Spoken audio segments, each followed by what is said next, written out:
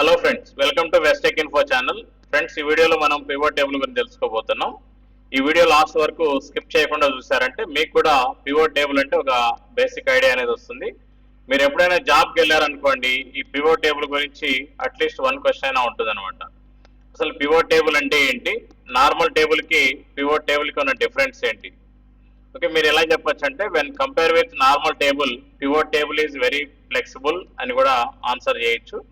ఎందుకనంటే pivot tables అనేటి దీంట్లో డేటాని ఏదైనా సమ్మరైజ్ చేయడం కానీ, లేదంటే దాన్ని ఒక ఫిల్టర్ లాగా అరేంజ్ చేయడం కానీ చాలా ఫాస్ట్లీగా ఉంటుంది దీంట్లో. Next, but in normal table it will show bunch of data or large amount of data అని చెప్పొచ్చు అనమాట.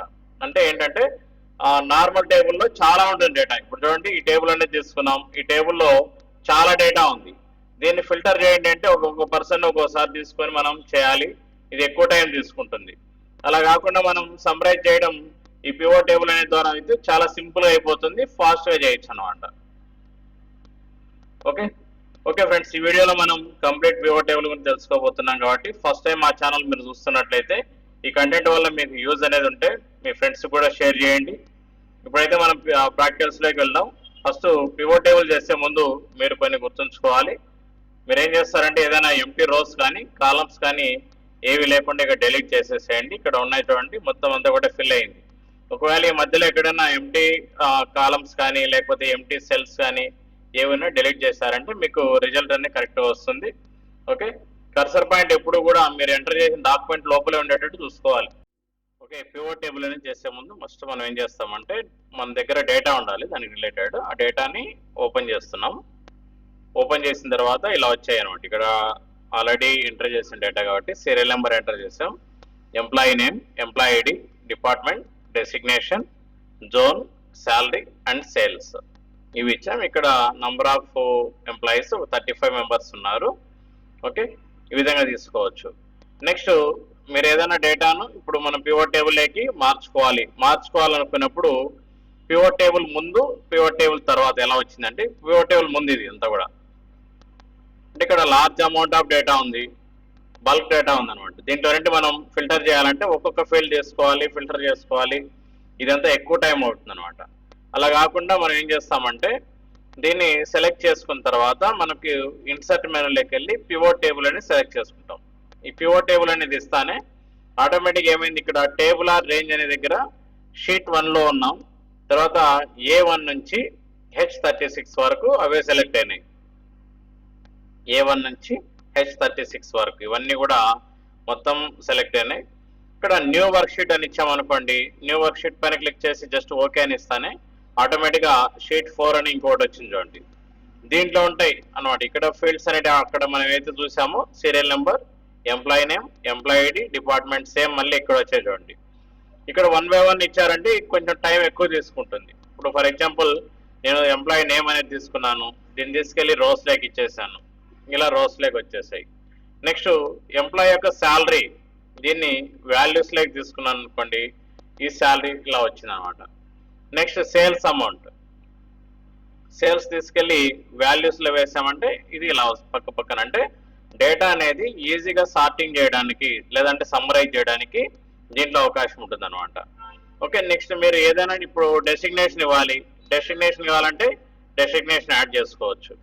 ఒకవేళ ఈ ఫీల్డ్ మనకొద్దు, దీన్ని డిలీట్ చేసేయాలి అనుకుంటే ఈ డెసిగ్నేషన్ దానిపైన క్లిక్ చేసి జస్ట్ మూవ్ చేశారంటే అది ఒకటి డిలీట్ అయిపోతుంది, మిగతాటన్నీ కూడా అలానే ఉంటాయి. జోన్ కావాలి, ఈ జోన్ అనే దాన్ని తీసుకెళ్ళి ఇక్కడ యాడ్ చేయొచ్చు అనమాట. చూడండి, ఏ సతీష్, చెన్నూర్ 18,000 శాలరీ ఉంది, సేల్స్ అమౌంట్ 10,000 ఉంది. ఇవన్నీ కూడా ఓవరాల్గా ఇలా వస్తాయి. అంటే ఫైనల్గా మనకి గ్రాండ్ టోటల్ అనేది ఇలా ఫైండ్ అవుట్ చేయొచ్చు.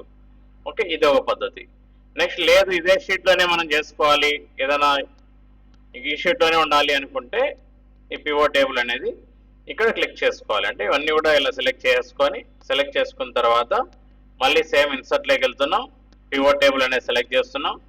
ఇక్కడ న్యూ వర్క్ షీట్ బదులు ఎగ్జిస్టింగ్ వర్క్ షీట్ అనేది సెలెక్ట్ చేసుకోవాలి. ఎగ్జిస్టింగ్ అని ఇచ్చి ఇక్కడ మీరు ఏదో ఒక సెల్ సెలెక్ట్ చేసుకోవచ్చు. ఏదో ఒక సెల్ పైన మీరు క్లిక్ చేశారంటే ఆ సెల్ లొకేషన్ అనేది ఇక్కడ వస్తుంది అనమాట. ఆ సెల్ యొక్క అడ్రస్ అంటారు. షీట్ 1 K2లో ఉన్నాం, K K2 ఇక్కడ చూడండి, K2 అనే రోలో ఇక్కడ ఉన్నాం. ఓకే పైన క్లిక్ చేస్తాను. ఓకే, ఇక్కడ వచ్చింది చూడండి, పివోట్ టేబుల్ అని వచ్చింది. తర్వాత పివోట్ టేబుల్ సంబంధించిన ఫీల్డ్స్ అనేవి ఇలానే వచ్చాయి. అంటే పక్క పక్కన అరేంజ్ చేసుకోవాలంటే ఎగ్జిస్టింగ్ తీసుకోవాలి, లేదు వేరే షీట్లో కావాలనుకుంటే షీట్ అనేది మనం ఆటోమేటిక్గా అదే తీసుకుంటుంది అనమాట. మీరు ఈ పివోట్ టేబుల్ అనేది సెలెక్ట్లో ఉన్నప్పుడు మాత్రం ఈ ఫీల్డ్స్ అనేవి ఉంటాయి. ఒకవేళ మీరు పక్కన క్లిక్ చేశారనుకోండి, ఈ ఫీల్డ్స్ అన్ని కూడా ఆటోమేటిక్గా హైడ్ అయిపోతాయి అనమాట. చూడండి, ఇవన్నీ కూడా హైడ్ అయిపోయాయి. ఒకవేళ మళ్ళీ ఇక్కడ క్లిక్ చేస్తారనుకోండి, ఆటోమేటిక్గా ఇవన్నీ వచ్చేస్తాయి. మీరు ఏం చేస్తారంటే మీకు ఏమేమి అవసరం ఆ ఫీల్డ్స్ అనేది సెలెక్ట్ చేసుకోవచ్చు. ఎంప్లాయ్ ఐడి కావాలి, ఐడి కావాలంటే మనకి వాల్యూస్ లెక్క తీసుకెళ్ళి ఇలా ఇచ్చుకుంటున్నాం. తర్వాత డిపార్ట్మెంట్ కావాలి, డిపార్ట్మెంట్ అనేది ఇలా ఇవ్వచ్చు. లేదు డెసిగ్నేషన్ కావాలి, డెసిగ్నేషన్ అనేది రోస్ లెక్క ఇలా ఇస్తున్నాం. లేదు జోన్ కావాలి, జోన్ అనేది ఇలా ఇస్తున్నాం. అంటే ఇక్కడ అంతా కూడా క్లమ్జీగా ఉందన్నమాట. ఆ జోన్లు అవన్నీ కూడా క్లమ్జీగా ఉన్నాయి. అలా కాకుండా మీరు అన్ని డిలీట్ చేసేసేయండి. ఇలా మీకు అవసరం లేనవన్నీ కూడా తీసేయచ్చు. తీసేసిన తర్వాత మీకు ఏ అయితే ఫీల్డ్స్ అవసరమో, ఫర్ ఎగ్జాంపుల్ ఎంప్లాయీ నేమ్ కావాలి, స్టార్టింగ్ ఎంప్లాయీ నేమ్ అనేది రోస్ కింద ఇలా ఇస్తున్నాం. ఎంప్లాయీ నేమ్స్ అనేవి ఇలా వచ్చేసాయి. నెక్స్ట్ వాళ్ళకి వచ్చే శాలరీ ఎంత, ఈ శాలరీ అనే దానిపైన క్లిక్ చేసి ఈ వాల్యూస్ కింద తీసుకున్నాం, ఇలా వచ్చింది.